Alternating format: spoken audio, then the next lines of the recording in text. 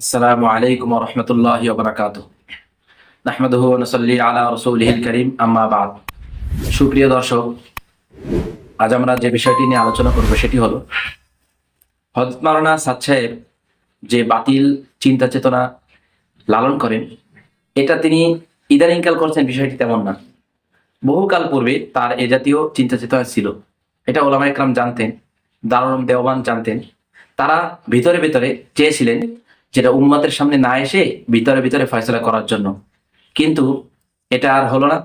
তিনি আর এটা নিজের মধ্যে রাখতে পারলেন না, বরং তিনি এটা জনগণের সামনে উন্মোচিত করে দিলেন। ফলে দারুল উলুম দেওবান সহ সারা পৃথিবীর ওলামায়ে কেরাম বাধ্য হলেন যে উম্মতের সামনে তার এই গোমরাহিগুলো প্রকাশ করার জন্য। তো দারুল উলুম দেওবান বহু বছর পূর্বে তার এই গুমরাহির ব্যাপারে একটি সতর্কবাণী করেছিলেন।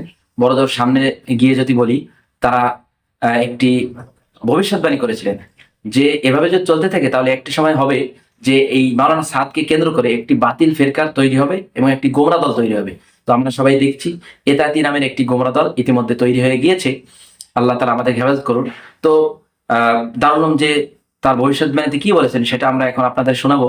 তারা বলেছিলেন, जमात तबलीग एक खालिस दीनी जमात है जो अमलन और मसलकन जमहूर उम्मत और अकाबिर रहिमहुल्लाह के तरीक से हटकर महफूज नहीं रह पाएगी।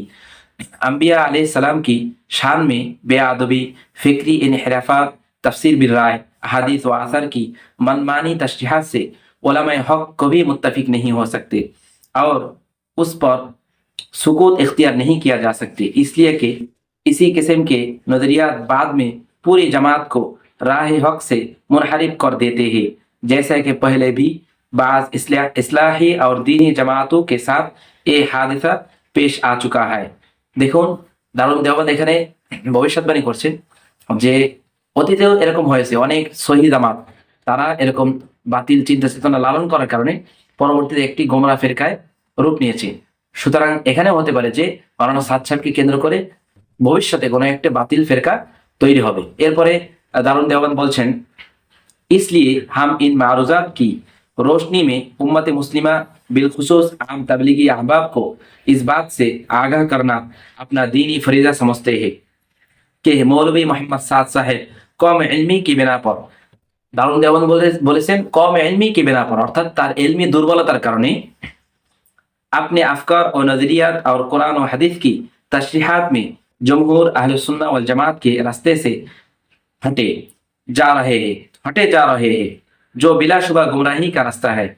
इसलिए इन बातों पर सुकूत इख्तियार नहीं किया जा सकता, इसलिए कि ये नजरियात अगरचे एक फर्क के है, लेकिन ये चीज़ें अब अवाम उन्नास में तेजी से फैलती जा रही है।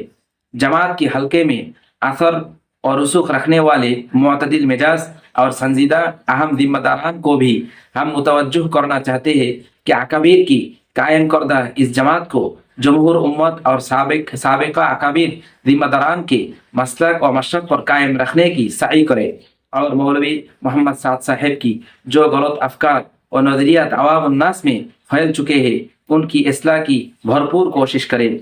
अगर उन पर फौरी केदगाम ना लगाई गई तो खतरा है कि आगे चलकर जमात तबलीग से वाबस्ता उम्मत का एक बड़ा तबका गुमराही का शिकार होकर फिरका दल्ला का शिकिल इख्तियार कर ले। কি বললেন দারুল উলুম দেওবান? দারুল উলুম দেওবান বললেন যে এটা যদি এখনই সতর্ক না করা হয় তাহলে হতে পারে এই তাবলীগের সাথে যারা জড়িত মাওলানা সাদপন্থীদের হয়ে তারা একটা সময় একটা বাতিল ফেরকায় রূপ নেবে। আর আমরা জানি সেই দারুল উলুম দেওবানদের অনেক পূর্বের সেই ভবিষ্যৎবাণী এখন সত্য প্রমাণিত হয়েছে, অর্থাৎ এখন একটা এতাতি নামে একটি বাতিল ফেরকা তৈরি হয়ে গিয়েছে।